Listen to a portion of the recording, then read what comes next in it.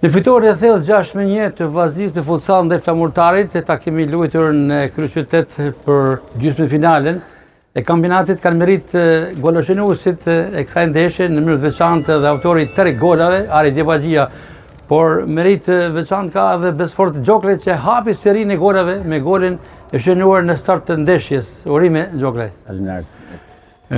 Ishte një gol ndoshta që i dha optimizmin, jo ndoshta po ishte i tillë se i dha moralin skuadrës.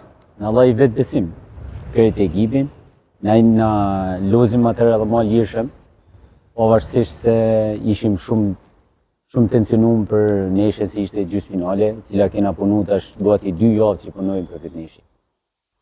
Edhe na shkoj mirë gjithë shunave, edhe u shpërblyme me rezultat shumë mirë. Një Flamurtar që ju ka mundur edhe në Shkodër edhe në Vlorë, për sot dominua tërësisht. Ashtë e saktë. Fati është pjesë e lojës. Në ata 2 neshje i ka nimu shumë fati ata ekipin e Flamurtarit, edhe kështu që këtë rallë na përgëzoj, zgabume, kena kënë shumë tensionum në 2 neshjet në ta, kështu që sot jena kënë shumë vendosën për fitore. Kjo fitore kualifikon Vllaznin në finale dhe përballë Tiranës që eliminoi Partizanin 11-5.